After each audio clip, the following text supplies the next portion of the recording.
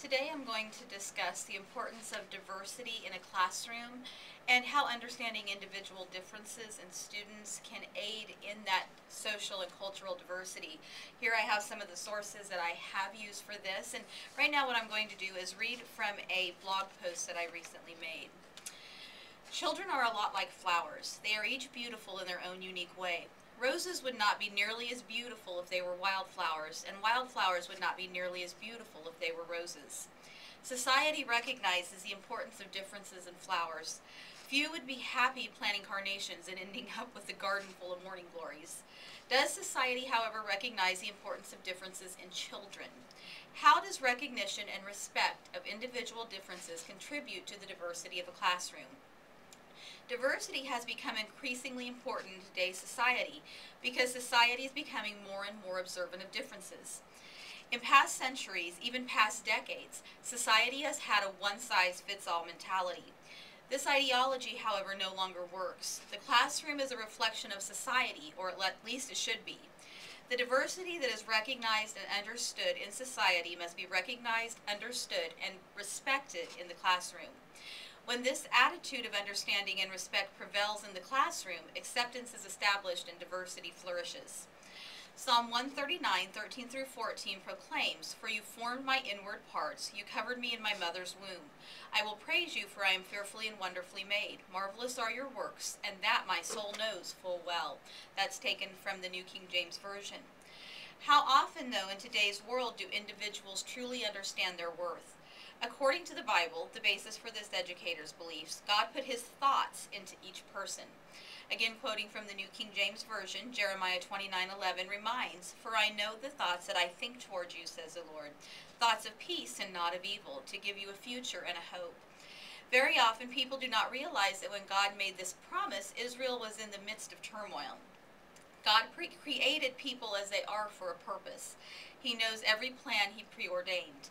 He makes no mistakes in what he creates, even when there are challenges to meet. Now apply this to the classroom. Every student is fearfully and wonderfully made. The students who are intellectually gifted are wonderfully made. Those with special needs are wonderfully made. The students who challenge their teachers are wonderfully made. Students of every ethnic background, of every social and cultural persona are wonderfully made. Every student is made by God and for God. Educators must not only perceive differences, they must embrace them in order to truly create a diversified classroom. To put it bluntly, one of the biggest enemies of classroom diversity can be socialization. Please do not jump to conclusions at this point. Socialization, like any tool, can be used for the good or the not so good. Eric B. Sharave and David A. Levy make a good point in the book Cross-Cultural Psychology. The process through which we try to understand other people and ourselves is called social perception. It is an established view in psychology that people acquire judgments, attitude, and beliefs through their socialization experiences from their cultural milieu. In this sense, socialization can be a tool by which individuals understand society. That quote shows us that. However, when socialization pressures students into a forced perspective or a forced mold, it can and often does result in less than desirable effects and actions. For instance, if students are taught, even inadvertently, that they should behave just like everyone else, this mindset, first of all, results in a loss of self-worth. Speculate for a moment how children feel if they do not develop at the same rate as others in their age group. When students are pushed to perform based upon a standard that they are not able to meet, their automatic reaction is to feel as though they are not good enough. This is not only true of developmental or academic milestones. It can be true of everyday life as well. What are the social ramifications for teenage girls who are not financially able to purchase the most popular brand of clothes? Or for boys who are not interested in the latest video game? What is socially acceptable often becomes a norm by which children and adolescents are judged, oftentimes much more harshly than they are able to deal with. Children who appreciate themselves and appreciate others, when self and peers both fare well in social comparison, tend to have more friends and be pro-social, able to defend a friend if the occasion arises. In contrast, children who like themselves but not their peers are more likely to be aggressive bullies. That quote is taken from the Developing Person Through the Lifespan. Now, it is rare to turn on the evening news or search the internet without hearing of yet another tragic situation involving some form of bullying. The negative aspects of socialization not only result in loss of self-worth for some students, but also in the not recognizing of the self-worth of others. Quite often it is the students who struggle with their self-esteem that are the victims of bullying. As Berger points out in this quote, the author of this book is Kathleen Berger, that those who struggle with their self-esteem, the children who are not like their peers, are often the ones that are bullied. They're the ones that are not liked. Why? It is this educator's opinion and experience that bullying occurs because children view others, again, as not good enough. Reasons vary with the situation themselves. Some things that we often hear children say, he's too fat, or she's not pretty enough, maybe he's gay, she is a different ethnicity than I am, he is a nerd, she is not smart enough. Differences. Differences that are often not the social norm. Differences that students are taught are too abnormal. These teachings are taught possibly directly, but most likely indirectly through the negative aspects of socialization and standardization. But enough of the negative. The remainder of this post that I've been reading from, will focus on how educators can emphasize the positive aspects of socialization and encourage diversity in their classrooms through the valuing of the individual differences, abilities, and talents of their students. I'm going to read a quote right now from the book, Strategies for Teaching Learners with Special Needs. The potential benefits of inclusive educators are stripping away of stigma, the building of self-esteem, and the developing of social skills and interpersonal relationships within an inclusive environment. Now, what is an inclusive classroom? It is this educator's opinion that an inclusive classroom focuses on individual students, each of their abilities, their talents, and their challenges. I'm going to read a quote again from the Bible, this time from Matthew 25:14 through 15. For the kingdom of heaven is like a man traveling to a far country, who called his own servants and delivered his goods to them. To one he gave 5 talents, to another 2, and to another 1.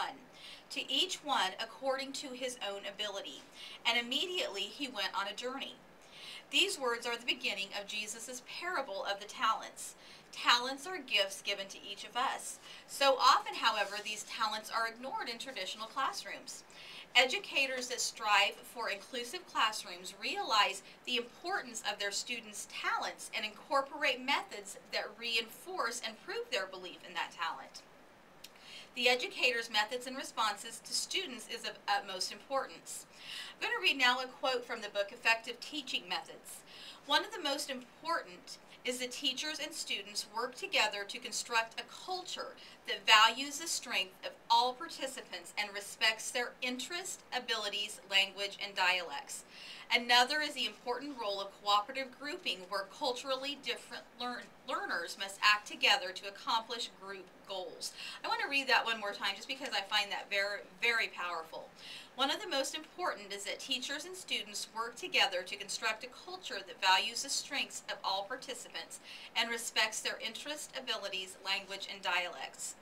Another is the important role of cooperative grouping, where culturally different learners must act together to accomplish group goals. How do educators promote this type of cooperative learning? One such method is through differentiated learning, learning that enables all students to learn in ways that are most effective for them. Differentiated classrooms include learning activities for all types of learners. Again, the book of Effective Teaching Methods, as well as Strategies for Teaching Learners with Special Needs, both cover those aspects of differentiated learning. Why is individualized learning important today? Again, I'm going to read a quote again from Effective Teaching Methods. There are important constitutional implications for the American classroom. They promote an environment that not only tolerates differences among individuals, but also celebrates diversity and human potential. In a world complicated by such social and technological problems as pollution, disease, illiteracy, and congestion, we need divergent viewpoints. different abilities and diverse values to address these problems. No single set of skills, attitudes, temperaments, personalities, or abilities can accomplish what the world needs. Everyone is needed. What a better way maybe I should re-emphasize that. I want the reader to understand, the viewer of this video to understand what the author is saying there. There is no one set of talents, abilities, or personalities that can accomplish what the world needs. Everyone is needed. What better way to promote self-worth and stand against ideologies that promote abuses and bullying than to realize the simple truth? Respect breeds respect. This again, I'm going to quote again from the Bible, Ephesians 6:5. And you fathers, do not provoke your children to wrath, but bring them up in the training and admonition of the Lord. This Bible verse summarizes this simple truth: respect breeds respect. It is this educator's belief that one huge advance in society today is the fact that it recognizes people are about more than following rules. In generations past, the prevalent philosophy included honor for the sake of honor and social ideals based upon fear and discipline alone. A leading educational innovator during this less accepting generation was John Holt, and here I have a copy of his book, How Children Fell.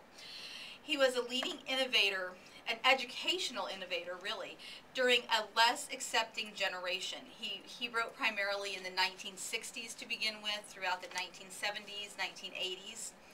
He advocated play-based nature, natural learning. He dismissed even the most progressive methods of his day if they did not respect the needs of the students.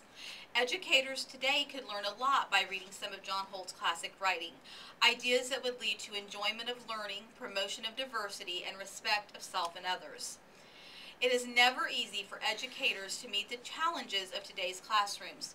However, it is this educator's belief that the results are worth the challenges. The students in today's classroom will be tomorrow's societal leaders. We should guide them well.